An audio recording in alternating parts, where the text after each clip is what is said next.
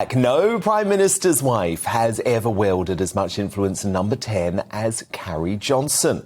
She was often the talk of Westminster, though not always for the right reasons. Some of her harshest critics even claim she helped blow it all for Boris. She was blamed for her husband's misjudged march to net zero, derided for the pricey Downing Street flat redecoration, and deemed responsible for the cake that egregiously ended, or helped end anyway, Boris's premiership. But as Star Daily Telegraph columnist Celia Walden notes, Carrie's still held in high regard in political circles, and some believe freedom from number 10 could help Britain's outgoing First Lady find her own voice. And I'm delighted to say that Celia joins me now. So is that possible, Celia? I mean, could we be talking about our very own Hillary Clinton here?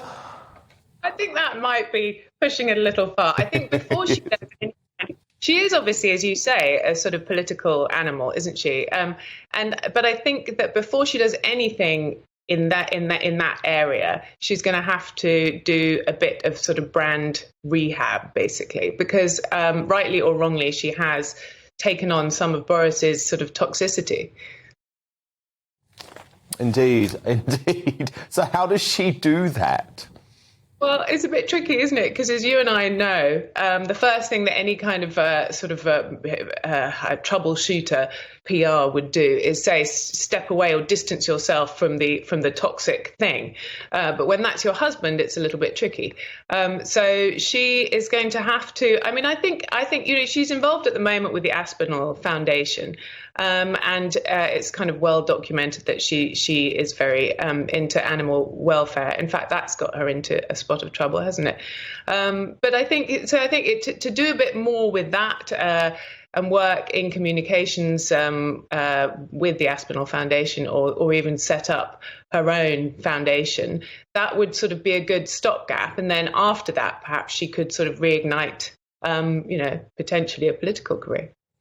The thing that's really interesting that you point out is, of course, it's a really difficult place to be right now because Carrie, who is a political animal, feels incredibly betrayed by the folk who turned on Boris and essentially booted her out of number 11. And you say that according to one MP's wife, the key is not to carry revenge in your heart because that just eats away at you. There are no friends in politics. It's a brutal business and loyalty is always fluid. So you think it's important for Carrie to effectively forgive the folk who have just stabbed her husband either in the front or, in many cases, the back?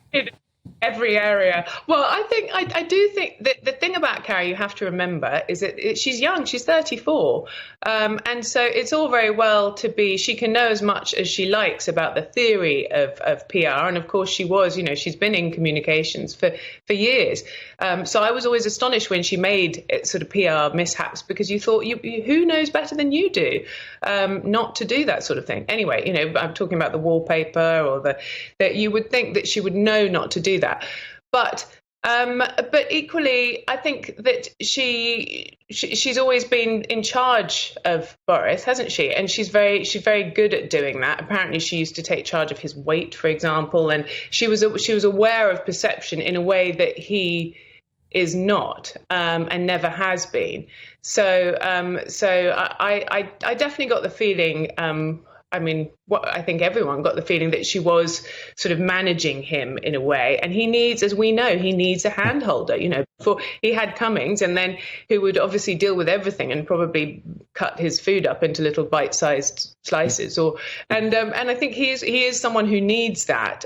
So in a way, being liberated from number 10 and 11 might sort of free her up. Do you worry at all, and I know we don't know the ins and outs of their relationship, but I just wonder if once he's out of Downing Street, Boris might start to blame Carrie a little bit, because there are folk who are very close to Boris and really supported Boris, who always said, oh my goodness, we need to get Carrie out of his ear because it's Carrie who is advising him things that are causing mistakes. Do you think he could feel resentful for that, or will it actually strengthen their relationship not having to deal with that day-to-day political pressure? Well, I think being an outgoing prime minister is a tricky thing. I think it's a bit like being a sort of a former sportsman, isn't it? In that you're so used to, particularly someone like Boris, who, as we know, relishes sort of the public, his public position, and he really drinks all that in. So when it suddenly goes, I suspect it's a tough thing, and it will be tough for her to deal with. But I think it's true that she needs to develop a thick skin in terms of the, as you said, the sort of backstabbing and the front stabbing. In that that sort of thing is just going to happen in any form of the political world, and only having a tough skin. I mean, in Boris's case, he just doesn't seem to take any of it in, which is oddly helpful. No, do you know what? And I think it's going to be very different to, for example, when David Cameron left Number 10, because that was disastrous for him. He had a really bad couple of years.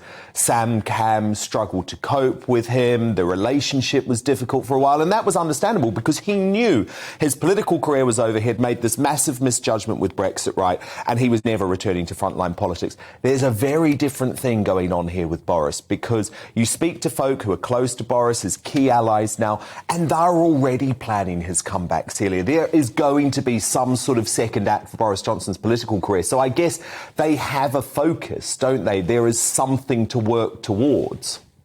There is, and I think in many ways she's the consummate sort of first lady, in that with someone like Michelle Obama or even, I mean, I think Michelle Obama didn't really. She said afterwards she didn't really enjoy it, did she? She wanted to do her own thing. Yeah, because everyone wanted her to run for president. I'm not quite sure there's the same feeling with Carrie and the Tory party, but I think there is a feeling that Carrie's enjoyed it, and that she is definitely a kind of a pusher, and would be keen, I think, presumably be keen for him to get back in power.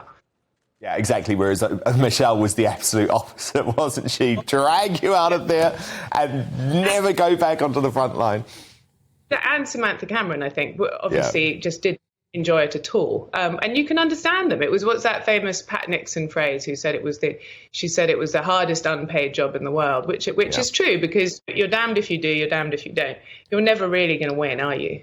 Well, no, and look, one thing's for certain, they're going to be living a much nicer life, Celia, because the moolah, the big bucks, the offers are rolling in.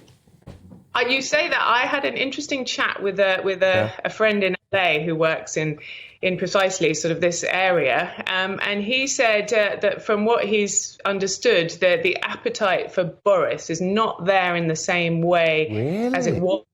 Well, this is what I'm hearing. Not in the same way as it was, for example, for Blair.